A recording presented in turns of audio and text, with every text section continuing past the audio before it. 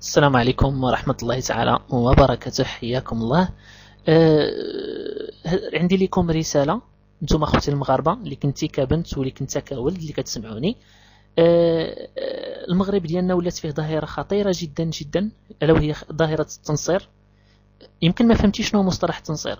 التنصير هو انه كيجيو ناس اجنبيين سواء من مصر، حيت كتعرفوا ان مصر فيها المسيحيين، ولا كيجيو من اوروبا، ناس اوروبيين صبليونيين المانيين مراكنه، ولكن تيهضروا بالدارجه المغربيه.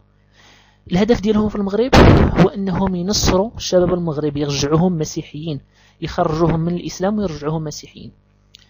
الطرق اللي كيستعملوها طرق متعدده، سواء كان بالفلوس، الا كان الناس فقراء كيدخلوهم تيشريو لهم حوايج، كيمولوهم بالفلوس، بالماكله، بالمواد الدراسيه، شحال من حاجه، وكيدخلوا لهم المعتقد المسيحي بشكل او باخر.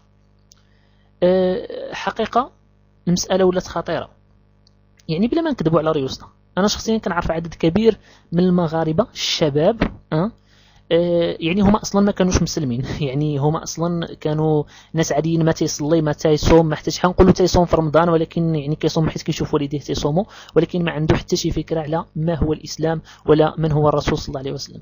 فكيتلاقاو بهاد المنصرين تيشبعوه الشبهات، كيبقاو يكذبوا عليه الحديث الفلاني هو اصلا يعني ما كيعرف لا حديث ولا حتى شي حاجه. كيصدموه بمجموعه ديال المسائل اللي مغلوطه وما كايناش. هو مجرد كيسمع حديث كيعرف ان عنده علاقه بالاسلام صافي، مجرد انه غيترك الاسلام كيعتنق الدين ديال داك الناس اللي كانوا كيتكلموا معاه. بالاضافه انهم تيعطوه واحد الرضاعه اللي هي الفلوس، او كيضمنوا ليه واحد الرحله الى اوروبا، او كيضمنوا ليه الرحله الى منطقه من المناطق. فيعني الرساله ديالي لكم، اللي كنت كولد واللي كنتي كبنت، هو حضي خوتك، حضي خاك وحضي اختك، خصوصا عبر الانترنت يعني كيخدموا فيه بزاف هاد المنصرين. وكذلك في الساحه، يعني في المغرب في الجبال وفي المدن الكبرى كالدار البيضاء، كطنجة، كمكناس. فاحضي راسك وتعلم الدين ديالك. ان شاء الله في التسجيلات اللي غادي تجي غيكون الموضوع كله كيتكلم على المسيحيه، وكله كيتكلم على كتاب النصارى. بالمختصر نعطيك ما هي المسيحيه. المسيحيين ما تيعبدوش الله اللي تنعبدو حنا كمسلمين، ولكن تيعبدوا سيدنا عيسى. ما تقوليش انهم تيقولوا انه رسول من عند الله، كيقولوا انه اله، تيقولوا انه هو الله، وتيشركوا معاه، كيقولوا باسم الاب والابن والروح القدس.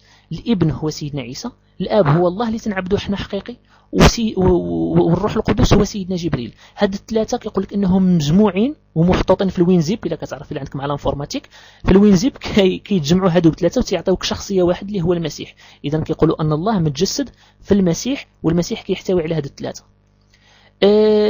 كيف ان الهنود في الهند كيامنوا ان الله داخل في البقره، والهنود كيعبدوا البقره، المسيحيين تيعبدوا سيدنا عيسى.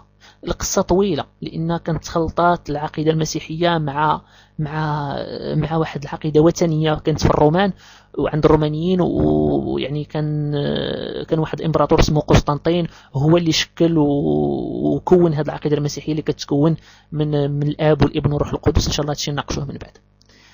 المسيحيين كيامنوا اخوتي بواحد المنطق خطير جدا جدا، هو ان كل دري بيبي مازال كيخلق بذنب ما داروش. شنو هو داك الذنب ديال سيدنا ادم، يعني ان سيدنا ادم كلا من الشجره في الجنه والله طردو من الجنه. حنا المسلمين كنامنوا ان الله غفر ليه وتلقى ادم من ربه كلمات فتاب عليه، ولكن النصارى كيقول لك ان الله ما تابش على سيدنا ادم، وبالتالي فاولاد سيدنا ادم غيبداو ياخذوا داك الخطيئه ديالو يبقاو يورثوها بيناتهم. يعني هذا معتقد خطير جدا. ولا تزر وازرة وزر اخرى، يعني كل ولد دري كيتولد حنا عندنا في الاسلام فهو كيتولد صفحه بيضاء، ما عنده حتى شي خطيئه، ما عنده حتى شي ذنب بتاتا. واحد الموضوع خطير كذلك، يعني في العقيده ديالهم انهم ماشي فقط انهم تيعبدوا سيدنا عيسى وكيعتبروه انه هو الله. بحال بلا مشيتي لا كنتي عايش في اوروبا ولا الا كنت تلاقيتي شي واحد من المسيحيين، قول له شكون هو الله ديالك، غادي يقول لك هو المسيح، سي جيزو. فسبحان الله هو المسيح. طيب ماشي مشكل. شو هذا المشكل اللي عندهم الكبير العويص؟ كيامنوا ان سيدنا عيسى مات على الصليب، مات مقتول على الصليب.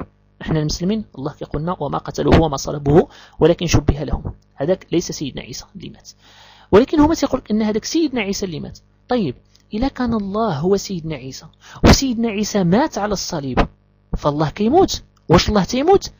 المسيحيين تيدخلوها بقوة الفلسفة، والله ناسوت ولاهوت ولا حقا مني مات المسيح هذاك الجسد اللي مات والروح طلعات واش المسيح هو الله ولا ليس هو الله؟ كيقول لك لا هو الله. واش الله تيموت؟ عاود يبدا عليك في الفلسفة. ان شاء الله هادشي كله غادي نناقشوه بالديتاي.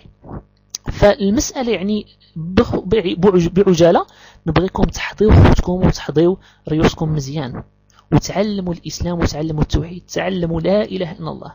الله ليس كمثله شيء، الله ماشي بقرة، ماشي شجرة، ماشي قمر، ماشي شجر، ماشي إنسان. فحضيو راسكم مزيان مزيان مزيان مزيان. النصارى كذلك أي حاجة كيقولوها بفمهم يعني فهي غير موجودة في الإنجيل اللي كيأمنوا به. الإنجيل اللي كيأمنوا به النصارى كتاب محرف، وإحنا المسلمين كنآمنوا بالتوراة وكنآمنوا بالإنجيل، ولكن كنآمنوا بالكتب اللي نزلها الله على الأنبياء، اللي نزلها الكتب اللي نزلت على سيدنا موسى، الكتب اللي نزلت على سيدنا عيسى، ولكن كنآمنوا بالأصل ماشي هاد الكتب الموجودة الآن.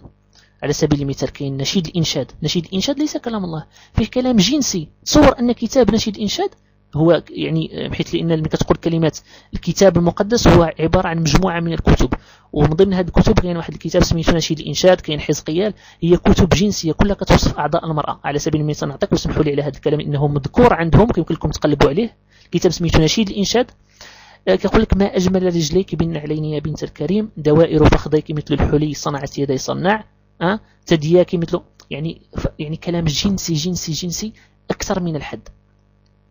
فسبحان الله، المشكل هو أن النصارى ما تيقراوش الكتب ديالهم، ولكن باغيين يخلقوا 10% ديال المتنصرين في المغرب. 10% باغيين يخلقوها كيف ما بغات تكون، باغيين 10% ديال المغاربه مسيحيين في المغرب فوقاش في 2020. فاحنا ما غنخليوهمش يحققوا هذا الهدف هذا، وما غنخليوهمش ينصروا لنا الشباب المغربي ديالنا المسلم الموحد. بالعكس، هذه فرصه لينا اننا نتعلموا الدين ديالنا، وان شاء الله تكونوا استفدتوا معنا، وإن شاء الله تابعوا الحلقات ديالنا عبر اليوتيوب، واستودع الله دينكم وخواتيم أعمالكم، والسلام عليكم ورحمة الله تعالى وبركاته.